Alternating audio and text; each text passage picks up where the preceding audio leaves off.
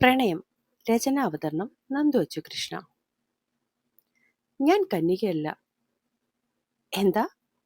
നിന്നിടത്തു നിന്നും അല്പം പിറകിലേക്ക് മാറിക്കൊണ്ട് ദക്ഷ് പല്ല് കടിച്ചു. മിസ്റ്റർ ദക്ഷിന് മനസ്സിലായില്ലെങ്കിൽ മലയാളത്തിൽ ഞാൻ ഒന്നുകൂടി പറയാം. ഞാനൊരു കന്യകയല്ല. താൻ എന്ത് വിവരക്കേടാടോ ഈ പറയുന്നേ? ആഹാ, ഇതിലെന്താ ഇത്ര വിവരക്കേട്? എന്തായാലും നമ്മൾ പരസ്പരം കാണുകയോ മനസ്സിലാക്കുകയോ ചെയ്യും മുൻപ് തന്നെ ബിസിനസ് റിലേഷനെ ഫാമിലി റിലേഷൻ ആക്കാൻ എല്ലാവരോടും തീരുമാനിച്ചു കഴിഞ്ഞു. സോ ഇനി ചെയ്യാനുള്ളത് പരസ്പരം രഹസ്യങ്ങളൊന്നും കാത്തു സൂക്ഷിക്കാതിരിക്കുക എന്നുള്ളത് മാത്രമാണ്. ഞാൻ എന്റെ ഭാഗം ക്ലിയർ ചെയ്തു. ഇനി ദക്ഷിണ എന്തെങ്കിലും പറയാനുണ്ടെങ്കിൽ പറയാം. അതല്ല ഒന്നുമില്ലെങ്കിൽ നമുക്ക് താഴേക്ക് പോയി ഈ പെണ്ണ് കാണൽ പ്രഹസനം അവസാനിപ്പിക്കാം. എനിക്ക് അല്പം തിരക്കുണ്ട്. ഇതൊക്കെ കഴിഞ്ഞാലേ അപ്പ പോകാൻ സമ്മതിക്കൂ. അതുകൊണ്ടാണ്. ഇപ്പൊ തന്നെ ഞാൻ വല്ലാതെ ലേറ്റായി. കയ്യിലെ വാച്ചിൽ നോക്കി അവള് പറഞ്ഞു. താൻ താൻ എപ്പോഴും ഇങ്ങനെയാണോ? ഒരൽപ്പം അത്ഭുതത്തോടെ ദക്ഷ് അവളുടെ മുഖത്ത് നോക്കി ചോദിച്ചു. മനസ്സിലായില്ല. അല്ല, ഇങ്ങനെ കട്ട് ആൻഡ് റൈറ്റ് ആയിട്ട്? അതെ, എപ്പോഴും. എന്നുവെച്ചാ ചെയ്യുന്നതും പറയുന്നതുമായ കാര്യങ്ങളിൽ വ്യക്തതയും സത്യവും ഉണ്ടെങ്കിൽ ആരുടെയും കണ്ണിൽ നോക്കിയത് സംസാരിക്കാം. അതാണ് എന്റെ ശീലവും. കൊള്ളാം. ദക്ഷ് അറിയാതെ തന്നെ പറഞ്ഞുപോയി. പിന്നെ ദക്ഷ്, ഞാൻ പറഞ്ഞതിനെ പറ്റി താങ്കളൊന്നും പറഞ്ഞില്ല. സിമിസ് Urvi. Okay, Urvi, nice name. Thanks. അവളൊന്ന് പുഞ്ചിരിച്ചു. ഞാനും സ്റ്റേറ്റ്സിൽ നിന്നും പഠിച്ചു വന്ന ആളാണ്. അതുകൊണ്ട് താനീ പറഞ്ഞ കന്യകാത്വത്തിലൊന്നും എനിക്ക് വലിയ വിശ്വാസമില്ല. പക്ഷേങ്കിൽ എന്റെ ലൈഫിലേക്ക് താൻ വന്നാൽ പിന്നെ തന്റെ ലൈഫിൽ ഞാൻ മാത്രമേ ഉണ്ടാകാവൂ. അതെനിക്ക് നിർബന്ധമുണ്ട്. അത് തനിക്ക് അംഗീകരിക്കാൻ കഴിയുമെങ്കിൽ എനിക്ക് തന്റെ പാസ്റ്റ് വലിയ പ്രശ്നമൊന്നുമല്ല. അവളുടെ കണ്ണൊന്ന് തിളങ്ങി. ഗുഡ്. പക്ഷെ ഞാൻ ഈ പറഞ്ഞത് താങ്കളുടെ ഫാമിലിയോട് പറയണം. എന്തിന്? അതിന്റെ ആവശ്യമൊന്നുമില്ല. തീർച്ചയായും ഉണ്ട് ദക്ഷ്. നാളെ മറ്റൊരാൾ വഴി അവരിതറിഞ്ഞാൽ അത് നമ്മുടെ ലൈഫിനെ നെഗറ്റീവായി ബാധിക്കും. എനിക്ക് ബിസിനസ്സിൽ റിസ്ക് എടുക്കാൻ ഇഷ്ടമാണ്, ബട്ട് ലൈഫിൽ ഒട്ടും താല്പര്യമില്ല. ദക്ഷ് അവളെ നോക്കിക്കാണുകയായിരുന്നു. 5.5 അടിക്ക് മുകളിൽ പൊക്കം, ഇരുണ്ടതിൽ നിന്നും അല്പം തെളിച്ചമുള്ള കളർ, മുടി തോളിൽ നിന്നും അല്പം താഴെ. തനിക്കൊപ്പം നിന്നാൽ എല്ലാം കൊണ്ടും തനിക്കാണ് സൗന്ദര്യം. പക്ഷെ തന്നെ കണ്ടപ്പോൾ അവളിൽ പ്രത്യേകിച്ചൊരു ഭാവവ്യത്യാസം ഉണ്ടായില്ല. അപ്പോഴേ അവളോടൊരു ഇഷ്ടം തോന്നിയിരുന്നു. പിന്നെ അവളെ കൂടുതൽ അറിഞ്ഞപ്പോൾ അത് കൂടി. അവളെ ഏറ്റവും ആകർഷകയാക്കുന്നത് അവളുടെ ഈ തുറന്നുള്ള പെരുമാറ്റമാണ്, വ്യക്തമായ തീരുമാനങ്ങളാണ്. അവൻ ആലോചന തുടർന്നപ്പോഴേക്കും അവള് താഴെ എത്തിയിരുന്നു. വീട്ടിലെത്തിയതും ദക്ഷ് അവള് പറഞ്ഞതെല്ലാം സ്വന്തം ഫാമിലിയോട് പറഞ്ഞു. കൂട്ടത്തിൽ അവളെ തന്നെ തനിക്ക് പാർട്ട്ണറായി മതിയെന്നും. ഒക്കെ കേട്ടതും പത്മാവതി അമ്മയുടെയും ദിനേശിന്റെയും കിളികൾ പറഞ്ഞു. അപ്പോ ഇനി എന്താ പത്മം ചെയ്യുക? എന്ത് ചെയ്യാൻ? അവന് പ്രശ്നമില്ലെങ്കിൽ പിന്നെ നിങ്ങൾക്കെന്താ? എന്നാലും പത്മം, ദേ മിണ്ടാതിരുന്നോണം. നിങ്ങൾ തന്നെയല്ലേ പറഞ്ഞ് ഈ ആലോചന ഉറപ്പിച്ചാൽ നമ്മുടെ ബിസിനസ് രക്ഷപ്പെടുമെന്ന്? ആണ്, പക്ഷേ ഒരു പക്ഷേമില്ല. എടി, അരവി അറിയുമ്പോൾ? അരവിയൊന്നും അറിയില്ല. ഇനിയിപ്പൊ നിങ്ങളായി പോയങ്ങോട്ട് പറയാതിരുന്നാൽ മതി. എന്നാലും നിങ്ങളിങ്ങനെ എന്നാലും പറഞ്ഞുകൊണ്ടിരിക്കാതെ അവളുടെ വീട്ടിൽ നിന്ന് കിട്ടുന്ന കോടികൾക്ക് എന്തിലൊക്കെ ഇൻവെസ്റ്റ് ചെയ്യാമെന്ന് ആലോചിച്ച് നമ്മുടെ കമ്പനിയെ വളർത്തുന്ന കാര്യത്തിൽ ചിന്തിക്കും മനുഷ്യ. പിന്നങ്ങോട്ട് എടുപിടിയെന്നായിരുന്നു കാര്യങ്ങൾ നടന്നത്. ഇന്നാണ് കല്യാണം. മണ്ഡപത്തിലോട്ട് പുറപ്പെടും മുൻപ് ദക്ഷിന് ഒരു ഫോൺ വന്നു. അമ്മേ, അച്ഛാ. ഊർവിയുടെ ഫോണായിരുന്നു. അത്യാവശ്യമായി അവിടേക്കൊന്ന് ചെല്ലാൻ. അതിപ്പോ എന്തിനാ? മണ്ഡപത്തിൽ ചെന്ന് കണ്ടാൽ പോരെ? അറിയില്ല, പോകാം. അവിടെ എത്തി വീട്ടിലേക്ക് കയറിയപ്പോൾ തന്നെ കണ്ടു സർവാഭരണ വിഭൂഷിതയായി ഊർവി. അത് കണ്ടതും പത്മത്തിന്റെ കണ്ണു മഞ്ഞളിച്ചു. പെട്ടെന്നെന്താ മോളെ വരാൻ പറഞ്ഞേ? അവളുടെ സ്വർണത്തിലൂടെ കൈയോടിച്ചുകൊണ്ട് പത്മം ചോദിച്ചു. അത് പിന്നെ എനിക്കൊരു സംശയം. സംശയമോ? എന്താ? അല്ല, ഈ കന്യകാത്വം അത്രയ്ക്ക് വലിയ സംഭവമാണോ അല്ലയോന്ന്? പത്മം അവളുടെ ചോദ്യത്തിലൊന്ന് ഞെട്ടി. മോൾ ഇതെന്തൊക്കെയാ വിളിച്ചു പറയുന്നേ? ഒന്നുമില്ലെങ്കിലും മോളുടെ അച്ഛനും അമ്മയും അമ്മായിയച്ഛനും ഒക്കെ നിൽക്കുമ്പോൾ. അതിപ്പോ ഒളിക്കാൻ പാകത്തിന് ഞാനൊന്നും പറഞ്ഞില്ലല്ലോ. കാര്യമല്ലേ ചോദിച്ചുള്ളൂ. അമ്മ ഞാൻ ചോദിച്ചതിന് മറുപടി പറഞ്ഞില്ല. അത് പിന്നെ മോളെ, ഈ കന്യകാത്വം എന്ന് പറയുന്നത് വലുതൊക്കെ തന്നെയാണ്. പക്ഷെ എന്റെ മോന് മോളെ തന്നെ മതിയെന്ന്. അവനും ഈ പുറത്തൊക്കെ പോയി പഠിച്ചതല്ലേ. അതുകൊണ്ട് അവൻ ഇതിലൊന്നും വലിയ കാര്യമില്ലെന്ന് പോലും. പിന്നെ അവന്റെ ഇഷ്ടമാണ് ഞങ്ങൾക്ക് വലുത്. അല്ലേലും മക്കളെ സ്നേഹിക്കുന്ന അച്ഛനമ്മമാർക്ക് അവരുടെ ഇഷ്ടങ്ങൾ തള്ളിക്കളയാൻ പറ്റുമോ? ഒരല്പം നാടകീയത പകർത്തി പത്മം കണ്ണുകൾ തുടച്ചു. അമ്മ പറഞ്ഞതൊക്കെ ശരിയാണ്. അങ്ങനെയെങ്കിൽ ഈ നിൽക്കുന്നതും അമ്മയുടെ മകനല്ലേ? അതുവരെ മറഞ്ഞു നിന്ന ആളെ ഊർവി അവരുടെ മുന്നിലേക്ക് കൊണ്ടുവന്ന് നിർത്തി. മുന്നിൽ നിൽക്കുന്ന ആളെ കണ്ടതും പത്മം ഞെട്ടി. അരവിന്ദ്, നീ എന്താ ഇവിടെ? അരവിന്ദ് മാത്രമല്ല, മീരയുമുണ്ട്. അവൻ അടുത്ത് നിന്നവളെ കൂടി ഊർവി അവർക്ക് മുന്നിലേക്ക് മാറ്റി നിർത്തി. ഇനി പറയമ്മേ, ഈ കന്യാകത്വം വലിയ സംഭവമാണോ അല്ലയോ? അവളുടെ ചോദ്യത്തിൽ നല്ലോണം പരിഹാസം കലർന്നിരുന്നു. കാര്യങ്ങളെല്ലാം ഇതിനോടകം അവൾക്ക് മനസ്സിലായെന്ന് പത്മത്തിന് മനസ്സിലായി കഴിഞ്ഞിരുന്നു. എന്തു പറ്റിയപ്പോ? മറുപടിയില്ലേ? ഒന്നും മിണ്ടാതെ നിൽക്കുന്ന അവൾക്കരികിലേക്കെത്തി ഊർവി ചോദിച്ചു. നിന്റെ ജീവിതത്തിൽ ഇത്രയും പ്രശ്നങ്ങൾ ഉണ്ടായിട്ടും ഞാനതറിയാൻ പുറത്തുനിന്നൊരാൾ വേണ്ടി വന്നു അല്ലേ അരവിന്ദ്? ഇടറിയ വാക്കുകളായി കണ്ണു നിറഞ്ഞ് മുന്നിൽ നിൽക്കുന്ന ജ്യേഷ്ഠനെ കെട്ടിപ്പിടിച്ച് അരവിന്ദ് ഉറക്കെ കരഞ്ഞു.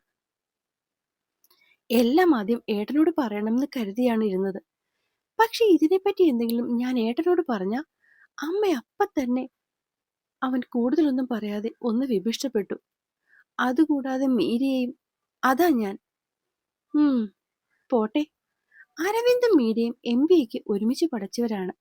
പോകെ പോകെ അവർ തമ്മിൽ പ്രണയത്തിലായി. രണ്ടുപേരും ബാംഗ്ലൂരിൽ ജോലി കിട്ടിയപ്പോൾ കുറച്ചുനാൾ കഴിഞ്ഞപ്പോൾ അവർ ഒരുമിച്ച് താമസം തുടങ്ങി. ഒരു ദിവസം പെട്ടെന്ന് മകനെ കാണാൻ ചെന്ന പത്മാവതിന് മുന്നിൽ സത്യങ്ങളെല്ലാം വെളിവായി. അവർക്ക് അതൊക്കെ അംഗീകരിക്കാൻ പറ്റുന്നതിനും ഒരുപാട് മുകളിലായിരുന്നു. കൂടാതെ മീര ഒരു സാധാ സർക്കാർ മാഷിന്റെ മകളാണെന്നറിഞ്ഞതും അവരുടെ ചോര തിളച്ചു.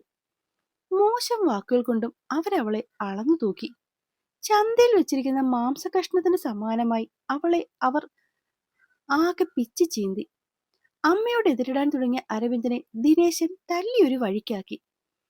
അവിടെ നിന്നിറങ്ങിയ പത്മം മീരയും കൂട്ടി നേരെ പോയത് അവളുടെ വീട്ടിലേക്കാണ്. മകളുടെ വളർത്തുദോഷം പറഞ്ഞ് ആ അമ്മ ആ അച്ഛനെയും അമ്മയും എത്രത്തോളം അപമാനിക്കാൻ കഴിയുമോ അത്രത്തോളം നാണം കെടുത്തി. ഇന്ന് തന്റെ മകനൊപ്പം കിടന്നു കൊടുത്തവൾ നാളെ മറ്റാർക്ക് മുൻപിലും മടിക്കുത്തഴിക്കാൻ മടി കാണിക്കില്ലെന്നും, അങ്ങനെ കന്യയല്ലാത്ത ഒരുത്തിയെ തന്റെ മകന് ഭാര്യയെ വേണ്ടെന്ന് പറഞ്ഞ് പത്മം അവിടെ നിന്നും ഇറങ്ങി. തിരിച്ച് വീട്ടിലെത്തിയപ്പോൾ കാണുന്നത് മീരയുടെ അടുത്ത് പോകാനായി ഇറങ്ങുന്ന അരവിന്ദനെയാണ്. ഒരിക്കലും അവന്റെ പോക്ക് തടയാൻ പറ്റില്ല എന്ന് തോന്നിയ നിമിഷം പത്മം ചെടികൾ കടിക്കാൻ വെച്ച കീടനാശിനി എടുത്ത് കുടിക്കാൻ ശ്രമിച്ചു. അങ്ങനെ അമ്മയുടെ ആ ഭീഷണിയിൽ അവസാനം അരവിന്ദന് തോൽവി സമ്മതിക്കേണ്ടി വന്നു. വീട്ടിൽ നിന്നാൽ അവൻ പിന്നെയും മീരയുടെ അടുക്കലേക്ക് പോകുമെന്ന് കണ്ട പത്മം അവനെ കൊണ്ട് ലീവ് എടുപ്പിച്ച് തന്റെ ആങ്ങളയുടെ വീട്ടിലേക്കാക്കി. അറിയാതെ പോലും മീരയെ കാണാൻ ശ്രമിച്ചാൽ അവരുടെ കുടുംബത്തെ മൊത്തം നാട്ടുകാരുടെ മുന്നിൽ നാണം കെടുത്തും എന്നുള്ള അവരുടെ ഭീഷണിയിൽ അവനാകെ തകർന്നുപോയി. കല്യാണത്തിന് പോലും അവനെ കൊണ്ടുവരണ്ടെന്ന് അവര് തീർത്തു പറഞ്ഞു. ദക്ഷിണോട് ഏത് UK കൺട്രിയിലേക്ക് പോകാനുള്ള പരീക്ഷ ആയതുകൊണ്ട് വരാൻ പറ്റില്ലെന്ന് അവനെക്കൊണ്ട് തന്നെ പറയിച്ചു.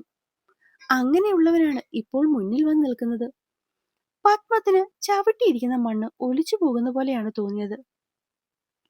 അപ്പോഴേക്കും മണ്ഡപത്തിൽ നിന്നും ബന്ധുക്കളുടെ ഫോണുകൾ തുരുതുരാ വരാൻ തുടങ്ങി. മോളെ, എല്ലാവരും നമ്മളെ കാത്തു നിൽക്കുകയാണ്, പത്മം തവിഞ്ഞ സ്വരത്തിൽ ഊർവിയോട് പറഞ്ഞു. പിന്നെന്തിനാ, പോകാം. പക്ഷെങ്കിൽ പത്മാവതി അമ്മേ, ഇനി ഈ കല്യാണം നടക്കണമെങ്കിൽ എനിക്കൊരു കണ്ടീഷനുണ്ട്. പൂർവി അവർക്ക് മുന്നിൽ കയ്യും കെട്ടി നിന്നുകൊണ്ട് പറഞ്ഞു. രക്തം പറ്റിയ മുഖത്തോടെ അവർ അവളെ ഒന്ന് നോക്കി. അമ്മ പേടിക്കൊന്നും വേണ്ട, എല്ലാവർക്കും സന്തോഷം തരുന്നൊരു കണ്ടീഷനാണ് ഞാൻ പറയാൻ പോകുന്നത്. എന്തെന്നറിയാനുള്ള വെപ്രാളം അവരുടെ മുഖത്ത് തെളിഞ്ഞു വന്നു. ഞങ്ങളുടെ കല്യാണം നടക്കുന്ന അതേ മണ്ഡപത്തിൽ അരവിന്ദന്റെയും മീരയുടെയും കല്യാണം നടത്തണം. അത് പറ്റില്ല, പെട്ടെന്നായിരുന്നു അവരുടെ ആ മറുപടി. ശരി, വേണ്ട, എനിക്കും ഈ കല്യാണത്തിന് താല്പര്യമില്ല, അവൾ മുന്നിലെ സോഫയിലേക്ക് പോയിരുന്നുകൊണ്ട് പറഞ്ഞു. മോൾ എന്തൊക്കെയാ പറയുന്നേ? അവിടെ ആൾക്കാരെല്ലാം നമുക്കായി കാത്തിരിക്കുകയാണ്. ഈ കല്യാണം മുടങ്ങിയ ഞങ്ങളെപ്പോലെ തന്നെ നിങ്ങൾക്കും നാണക്കേടല്ലേ? അരവിന്ദന്റെ കാര്യം പിന്നെ എപ്പോഴെങ്കിലും നമുക്ക് തീരുമാനിക്കാം. അവൻ പുറത്തേക്ക് പോകാനായിട്ട് പഠിച്ചോണ്ടിരിക്കുകയല്ലേ. അത് പറ്റില്ല. കല്യാണം നടക്കുവാണെങ്കിൽ ഒരുമിച്ച്, അല്ലെങ്കിൽ വേണ്ട. അവളുടെ വാശിക്ക് മുന്നിൽ തോറ്റുകൊടുക്കുകയല്ലാതെ വേറൊരു മാർഗവുമില്ലെന്ന് മനസ്സിലാക്കിയ പത്മം അവളുടെ ആ നിർബന്ധം അംഗീകരിച്ചു. ഒരേ മണ്ഡപത്തിൽ 2 കല്യാണം നടന്നു. അതിനു മുമ്പ് തന്നെ പത്മത്തെ കൊണ്ട് മീരയുടെ അച്ഛനോടും അമ്മയോടും മാപ്പ് ചോദിപ്പിക്കാനും ഊർവി മറന്നില്ല. ഇനിയിപ്പൊ ക്ഷേത്രങ്ങളിൽ ആനയ്ക്ക് പകരം തന്നെ എഴുന്നള്ളിക്കാൻ പറയാം. ഫോട്ടോ സെഷനിടയിൽ സ്വർണത്തിൽ മൂടി നിൽക്കുന്ന ഊർവിയെ നോക്കി ദക്ഷ് കളിയാക്കി. എനിക്ക് ഇഷ്ടമുണ്ടായിട്ടല്ല ദക്ഷ്, അച്ചമ്മയുടെ ആഗ്രഹം. അതുകൊണ്ട് മാത്രമാണ് ഞാൻ ഈ കോലം കെട്ടി നിൽക്കുന്നത്. അതൊക്കെ ശരി തന്നെ. വൈകുന്നേരം തന്റെ വീട് കാണലിന് വരുമ്പോൾ ഈ പൊതിഞ്ഞുകൊണ്ട് വന്നതെല്ലാം കുറച്ചുകൂടി വൃത്തിയായി പൊതിഞ്ഞു കെട്ടി തിരിച്ചേൽപ്പിച്ചേക്കണം. തനിക്ക് ആവശ്യമുള്ളതെല്ലാം ഞാൻ വാങ്ങിച്ചു തന്നോളാം. അവൾ അവന്റെ കണ്ണിൽ നോക്കി ചിരിച്ചു. വൈകിട്ട് വീട്ടിലെത്തി കുറച്ചു കഴിഞ്ഞപ്പോൾ തന്നെ ഊർവിയുടെ വീട്ടിൽ നിന്നും കുറച്ചാളുകൾ ചടങ്ങിനായി എത്തിയിരുന്നു.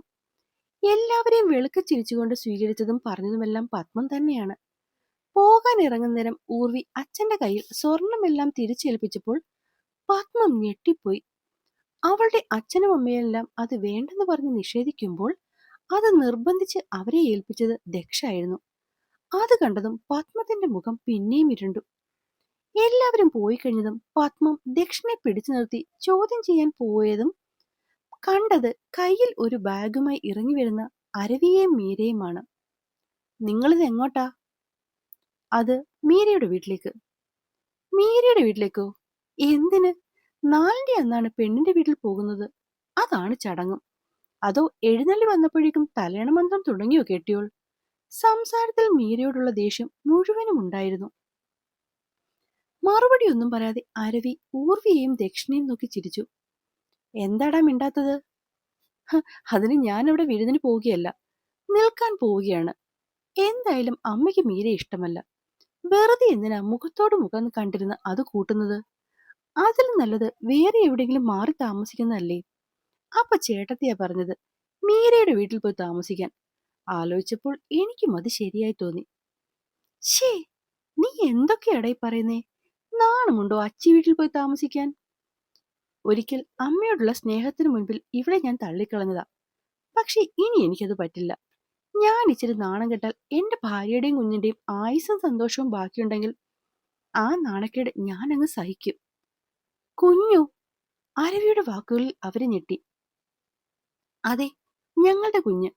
ഏട്ടത്തി ഇല്ലായിരുന്നെങ്കിൽ ഒരുപക്ഷെ ഞാൻ ഒരിക്കലും അറിയില്ലായിരുന്ന എന്റെ കുഞ്ഞ്. അത്രയും പറഞ്ഞ് അരവി മീരയെ ചേർത്ത് പിടിച്ചുകൊണ്ട് പുറത്തേക്കിറങ്ങിയതും മീരയുടെ സഹോദരൻ അവരെ കൂട്ടാനായി എത്തിയിരുന്നു. ഇറങ്ങും മുന്നേ മീരയുടെ സഹോദരൻ ദക്ഷിന്റെയും ഊർവിയുടെയും അടുക്കിലേക്ക് ചെന്നു. അത് പിന്നെ പെങ്ങന്മാർ സന്തോഷത്തോടെ ഭർത്താവിനൊപ്പം അവരുടെ വീട്ടിൽ ജീവിക്കണമെന്ന എല്ലാ ആങ്ങളമാരുടെയും ആഗ്രഹം. പക്ഷെ അതിന് അവളുടെ ജീവന്റെ വില കൊടുക്കാനൊന്നും ഞങ്ങൾ ആരും തയ്യാറാകില്ല. അതാണ് കേട്ടോ കൈയോടെ കൂട്ടിക്കൊണ്ടു പോകുന്നത്. ഒന്നും തോന്നരുത്. ഏയ്, അങ്ങനൊന്നുമില്ല. ഇരുട്ട് മുന്നേ ഇറങ്ങിക്കോ. യാത്ര ഒരുപാടുള്ളതല്ലേ. പിന്നെ പതിയെ ഡ്രൈവ് ചെയ്താൽ മതി കേട്ടോ. പുഞ്ചിരിയോടെ മറുപടി നൽകി അവൻ അവരുടെ ബാഗുകൾ ഡിക്കിയിലെടുത്തു വെച്ചു. പിന്നെ അരവി, ഒന്നും പേടിക്കണ്ട. നീ ഇപ്പോഴും എന്റെ കുഞ്ഞനിയനാണ്. ഞാനുണ്ടാകും എന്നും നിനക്കൊപ്പം, എന്തിനും എല്ലായ്പ്പോഴും. അവന്റെ തോളിൽ തട്ടി ദക്ഷ പറഞ്ഞു. ഇതിനിടയിൽ മീരയെ ഒന്ന് ചേർത്ത് പിടിക്കാനും മറന്നില്ല. വന്നു കയറിയപ്പോഴേ നീ എന്റെ കുടുംബം പിരിച്ചു അല്ലേ? ദക്ഷ് അകത്തേക്ക് പോയെന്ന് കണ്ടതും അടക്കാൻ കഴിയാത്ത ദേഷ്യത്തോടെ പത്മം ഊർവിയെ പിടിച്ചു നിർത്തി ചോദിച്ചു. ഞാനെന്തു പിരിക്കാൻ? പണ്ടേ പടല തെറ്റിയിരുന്ന കായ്കളായിരുന്നു. ഞാനതൊന്നും നേരെയാക്കി, അത്രേ ഉള്ളൂ. മീര നിന്റെ ആരടി? എന്തിനടി അവളെപ്പോലൊരുത്തി എന്റെ മോന്റെ തലയിൽ കെട്ടിവെച്ചത്? അരിശം തീരാതെ പത്മം തുള്ളി. മീരയോ? പക്ഷെ അരവി എനിക്ക് അനിയനെ പോലെയാണ്. അല്ല, അനിയൻ തന്നെയാണ്. എന്റെ ജൂനിയർ ആയിരുന്നു കോളേജിൽ. ഒറ്റ മോളായി എനിക്ക് ഒരു സൗഹാർദ്ദനേക്കാൾ കൂടുതൽ കൂട്ടുകാരനായിരുന്നവൻ. 2 മാസം മുന്നേ വരെ എന്നെ വിളിച്ചുകൊണ്ടിരുന്നവൻ ഒരു ദിവസം പെട്ടെന്ന് അപ്രത്യക്ഷമായി. അങ്ങനെ അവനെ തിരക്കി വന്നപ്പോഴാ അറിയുന്നത് പത്മാവതി അമ്മയുടെ ലീലാവിലാസങ്ങൾ. ഒരല്പം കഷ്ടപ്പെടേണ്ടി വന്നു അവനെ ഒന്ന് കോണ്ടാക്ട് ചെയ്യാൻ. ബാക്കിയൊക്കെ പിന്നെ എന്റെ പ്ലാൻ തന്നെയായിരുന്നു. ഇന്ന് രാവിലെ അരങ്ങേറിയ കല്യാണം വരെ. അപ്പൊ ഒക്കെ അറിഞ്ഞല്ലോ. ഇനി എനിക്ക് അകത്തേക്ക് കയറാമല്ലോ അല്ലേ? എടി, ദേ, ചുമ്മാ എന്നോട് കൂടുതൽ ഷോ കാണിക്കല്ലേ. പത്മാവതി അമ്മേ, ഇത് മീരയല്ല, ഊർവിയാണ്. നിർത്തി കളഞ്ഞേക്കും ഞാൻ. അവരെ നോക്കിയൊന്ന് വിറപ്പിച്ചുകൊണ്ട് അവൾ അകത്തേക്ക് കയറി. എന്തായിരുന്നു പുറത്തൊരു ബഹളം?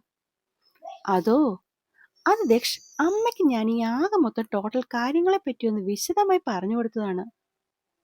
എന്നിട്ട് വല്ല പ്രയോജനം ഉണ്ടാകുമോ?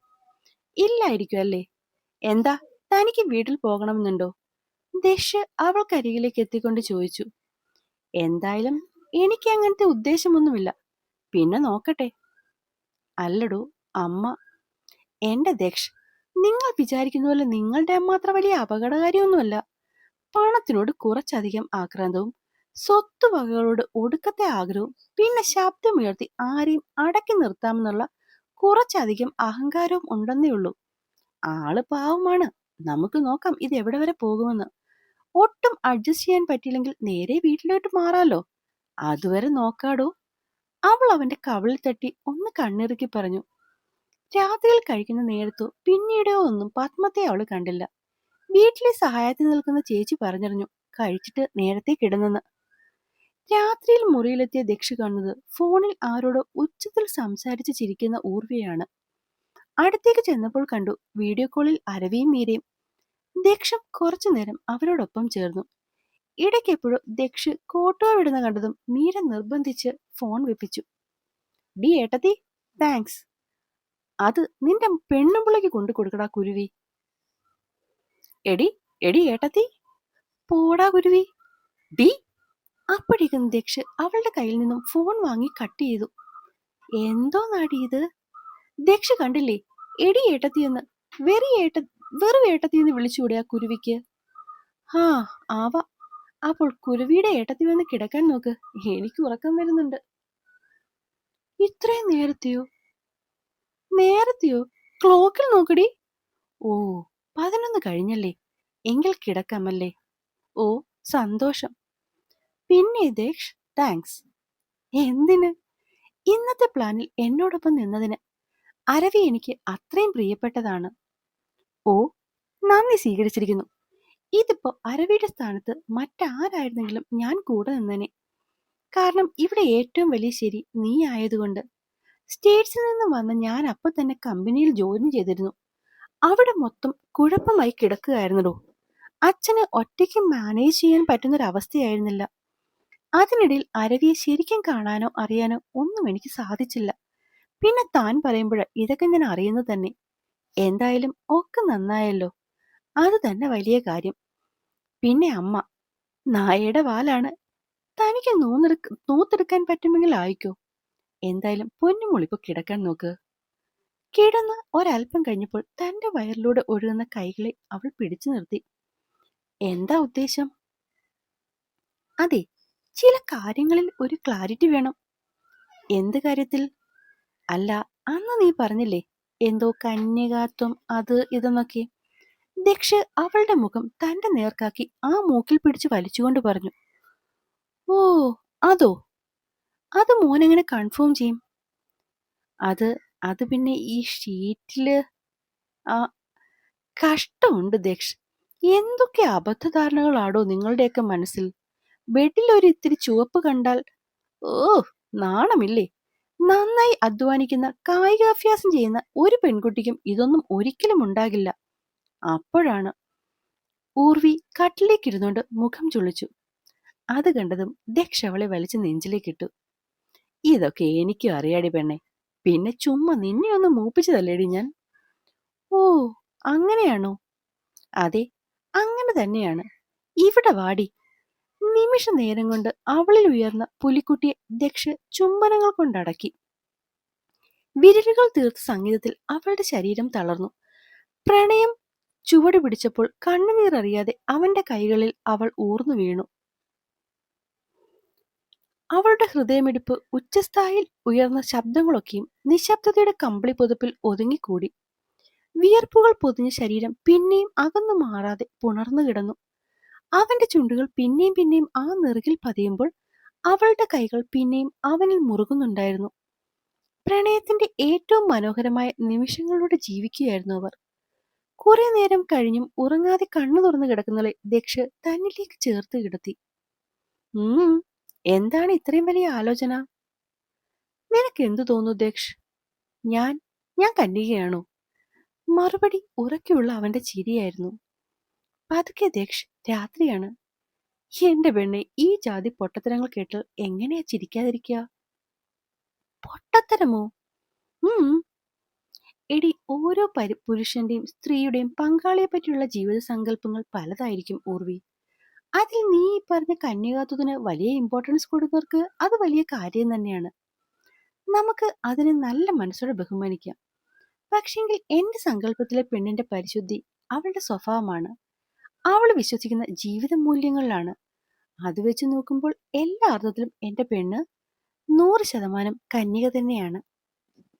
അപ്പോ വായിക്കുകയും കേൾക്കുകയും ചെയ്യുന്ന എൻ്റെ കൂട്ടുകാരൊക്കെ സബ്സ്ക്രൈബ് ചെയ്ത് സപ്പോർട്ട് ചെയ്യാനും കൂടി മറക്കല്ലേ. പുതിയ ചാനലാണ്. നിങ്ങളുടെ സപ്പോർട്ട് ഉണ്ടെങ്കിൽ മാത്രമേ മുന്നോട്ട് ഇനിയും ഒരുപാട് ചെറുകഥകളുമായി എനിക്ക് വരാൻ കഴിയുകയുള്ളൂ. അപ്പോൾ എല്ലാവരും മനസ്സറിഞ്ഞ് സപ്പോർട്ട് ചെയ്യണേ. നന്ദി.